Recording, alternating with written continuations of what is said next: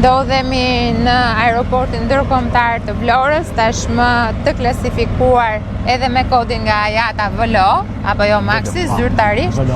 Kështu që mund të themi që jemi në ditët e fundit, para se të fillojmë testet, të cilat do të kryen në datë 8 maj me uljen e avionit të parë, edhe të gjithë proceset që do të bëjmë gjatë asaj dite, dhe më pas me nisjen e certifikimit për të pasur brenda sezonit veror uljet zyrtare, pra operacionet zyrtare në këtë aeroport. Ashtu siç e kemi thënë shumë herë, bëhet fjalë për aeroportin më të madh, një aeroport me një pistë 3.2 kilometra, nga ana tjetër ky është një projekt i cili nisi për të qenë disi më i vogël, por duke parë të gjitha zhvillimet që kanë ndodhur nga 2021 deri më sot në industrinë e aviacionit civil, atëherë edhe konsorciumi ka marrë një sër masash për të rritur volumet e këtij projekti, duke arritur kështu në 17.000 metra katror terminal, i cili do të jetë akomodues për një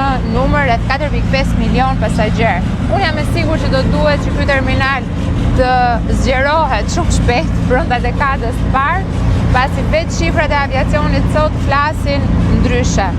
Në 2013 numri i pasagjerëve që vinin nga ajri dhe dilnin nga porta e ajrit e vetme në Republikën e Shqipërisë, ajo aeroportit Rinasit, ka qenë 1.7 milion, ndërkohë që kemi arritur në 10.7 milion, dhe nga gjithçka ne po shikojmë se si po ecën pra situata, pritet që të kemi një rritje 20 deri në 30% të numrit pasagjerëve nga portat e ajrit gjatë vitit 2025.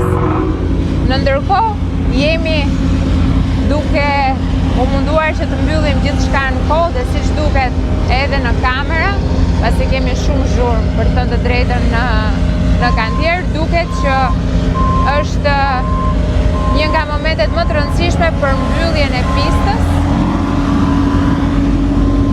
Si është situata në këtë momente?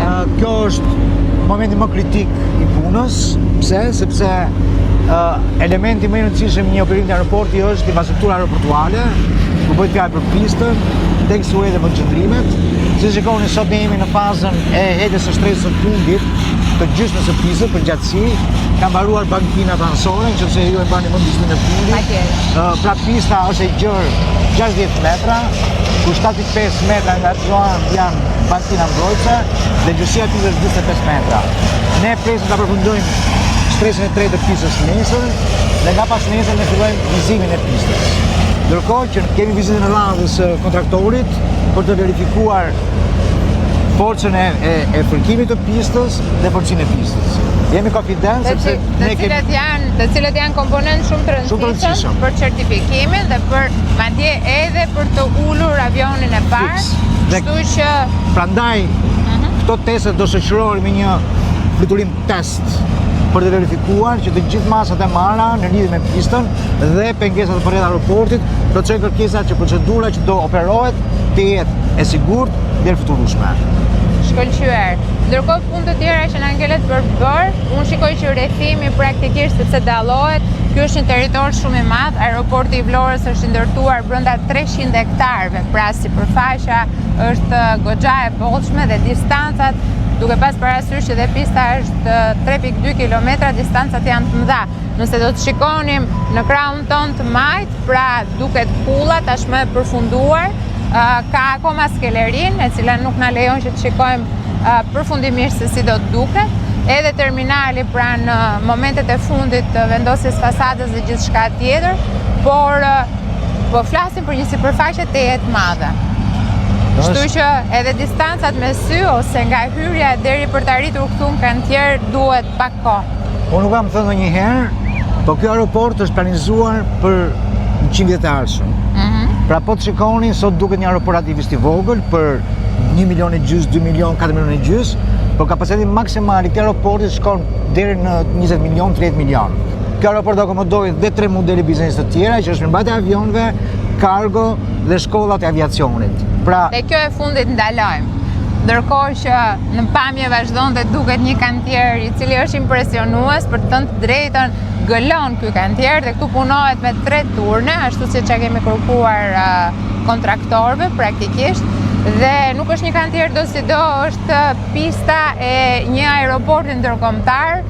Duhet thënë që kur ndërtojmë pistën e një aeroporti ndërkombëtar ka parametra të tjerë nga kantieret e rrugëve apo kantieret e tuneleve apo kantieret energjetike. E gjithë situata duhet të jetë sipas parametrave, detajeve, kritereve që na ndikojnë në operime dhe na ndikojnë dhe në certifikim, kështu që puna që bëhet këtu përveç se ka volume shumë të mëdha, ju e shikoni dhe në sy, nga ana tjetër është një punë që kërkon shumë kujdes dhe duhet përmbushur gjithçka në skedulën që ne kemi, por t'i kthehemi komponentëve të tjerë që do të ketë ky aeroport, komponentëve ndryshe. Pra këtu kemi hangarët e mirëmbajtjes që do ngrejnë një industri të re, është një nën sektor i aviacionit civil, ku parashikohet që një kompani e huaj, një kompani italiane, një nga kompanitë lider në sektorin e mirëmbajtjes të avionëve, të sjell një pjesë të madhe të biznesit saj, ajo operon sot në Napoli, për të ardhur dhe për të operuar këtu në Shqipëri.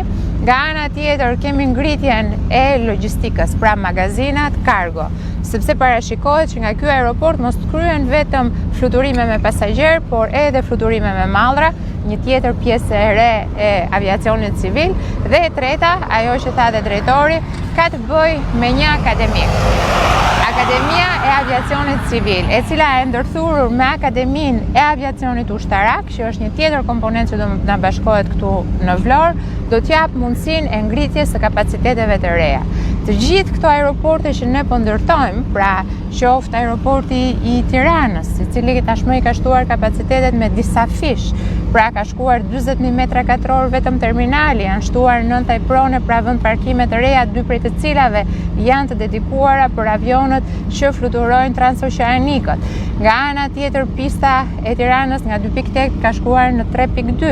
Pra të gjitha këto ndryshime, ky aeroport i ri këtu që hap 1200 vende të reja pune, kërkojnë sigurisht tashmë ngritjen e akademive, të cilat do të prodhojnë profesionistët e fushës aviacionit civil.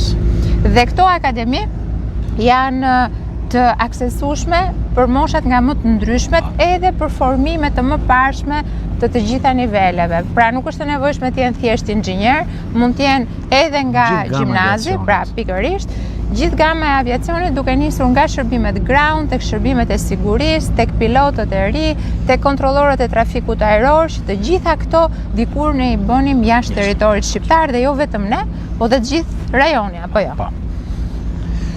Si është plani i akademisë? Plani i akademisë, ne presim sa më shpejt aeroporti të ndodhet në eficiencë. Do fillojmë ngritjen sepse një akademi nuk ekziston dot pa praktikën, pra pa e prek aeroportin. Kështu që me të certifikuar aeroportin, pra është faza e fundit pas se fillojnë operimet, ju e dini këtë, do filloj aktivitetet e akademisë. Ne presim që akademia të jetë në operacion të plot, duke filluar nga fillimi i vitit të 2026. Pra kemi punën finale të përgatitjes për të vazhduar pastaj me implementimin e kurseve të parë të akademisë. Pse është kjo kohë? Sepse kurrikulat duhet të jenë në përputhshmëri me standardet kombëtare. Pra nuk është gjithçka në aviacion. Në aviacion praktikisht ne në aviacion operojmë njësoj siç operon Italia, njësoj siç operon Franca.